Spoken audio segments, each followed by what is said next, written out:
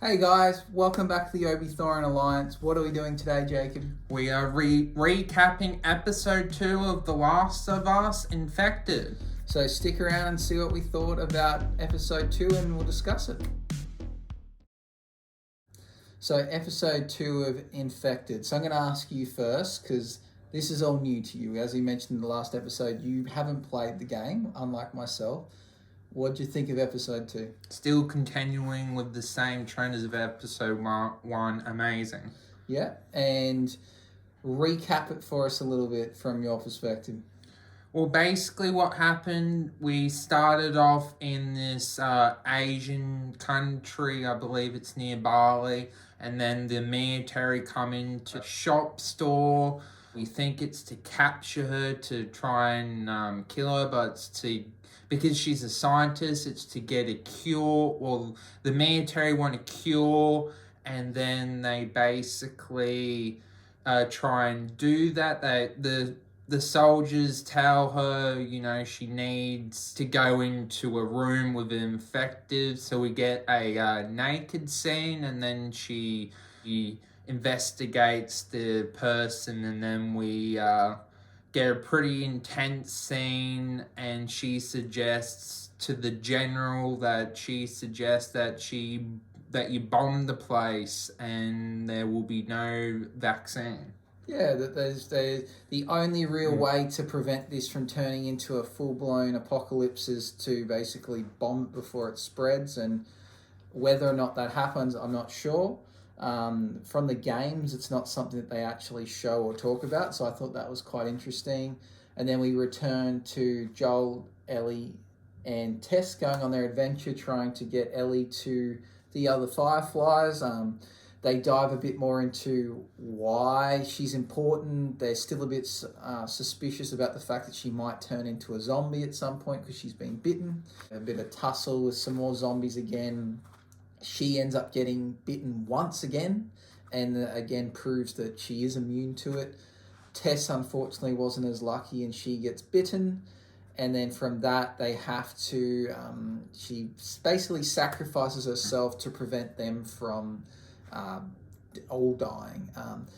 In saying that, they actually they get to the Firefly point where they were meant to go, and the Fireflies were all dead, so one of them had came infected and killed the others.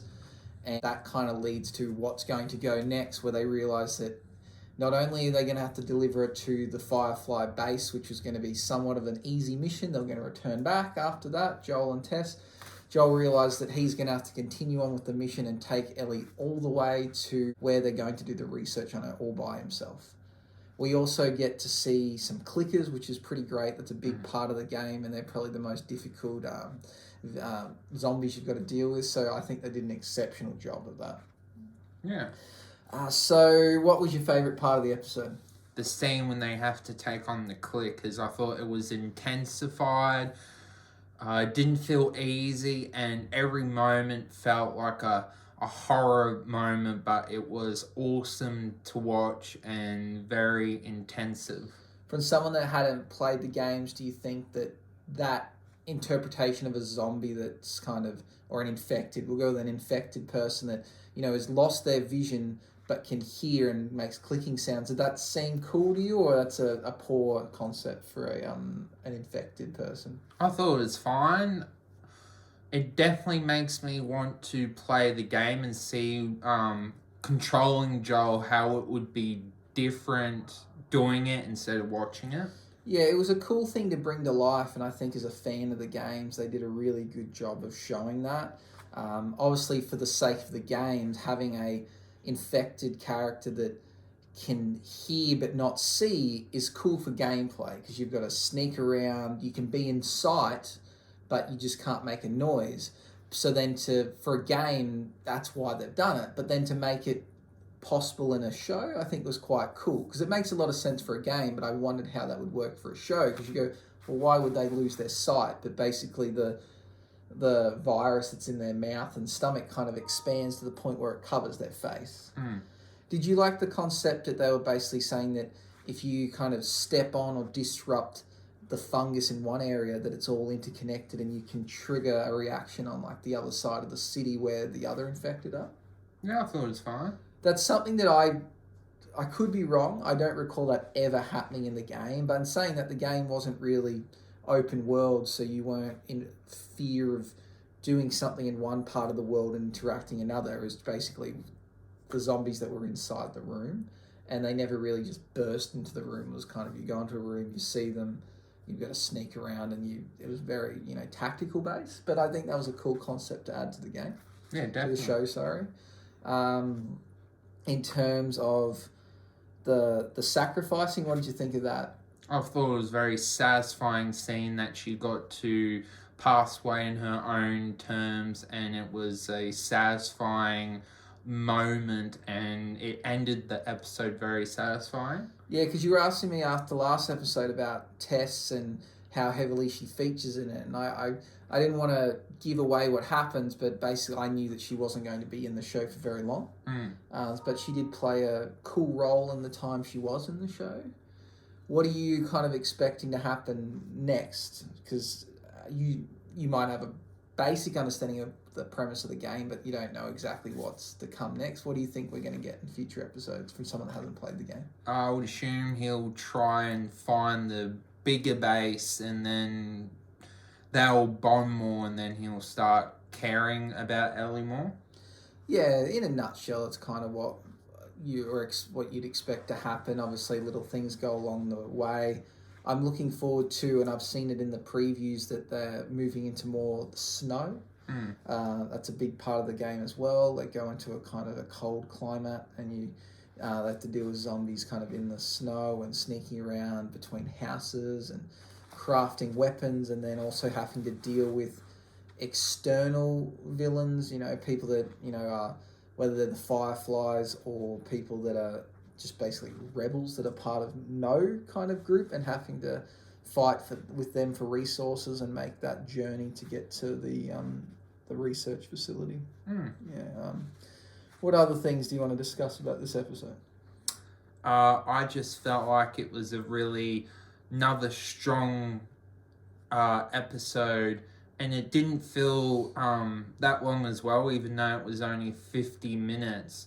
I feel like the length is good enough for a weekly basis. Yeah, I think they've really nailed the pacing and the length of the episodes so far, and I think they can continue with it, because I guess one thing about this game, it had quite a lot of playable hours, and it had lots of different kind of scenes that finish on kind of cliffhangers or would work well with shows.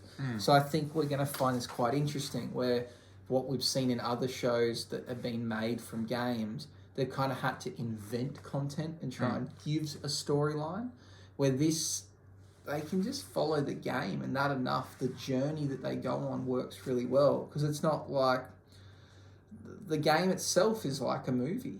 You use lots of cinematic scenes, and there's lots of storyline that goes with it, so it just transitions quite perfectly. There's one thing though that I'm still not 100% about, and that's Ellie. I don't know if it's the actress.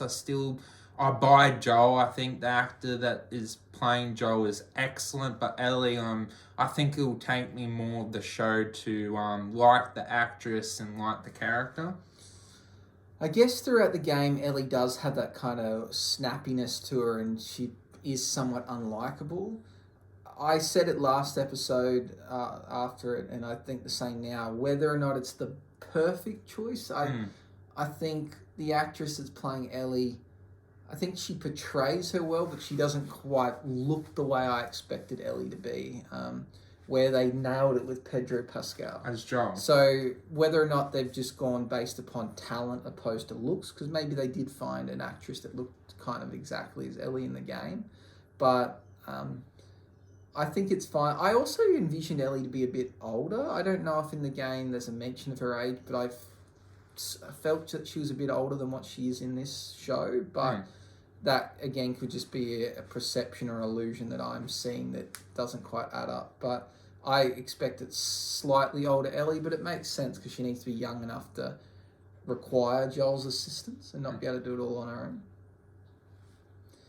Yeah, so anything else you want to add to this episode, and Or what do you think compared to the first one? Better or worse than the first episode? I think the first one had more build up. It did have action, but I think it was more of setting up the world and atmosphere. Or episode 2 felt more like a horror episode, and then we got a action scene with the clickers and the sacrifice at the end, where I think episode 3 will be more about traveling and bonding. Do you still think that people that aren't fans of the game can enjoy it? I think so. I think it's a great show. What do you think? I think so. I think it does have a wider appeal. It's just a matter of convincing people to have another go at a zombie show. Because I mentioned it last episode. In terms of the abilities the zombies have and the reasoning for them becoming zombies, I don't think is as cool as some of the other shows or movies around. But it's probably the most realistic one in comparison. But I think the show has really captured the game so perfectly. Like, it feels super authentic, especially with the clickers. I was kind of expecting Joel to kind of sneak up behind one of the clickers and kind of stab it in the side of the head, which is kind of what you do in the game. You got to sneak up behind them, grab them, stab them, and you kind of hold them until they die.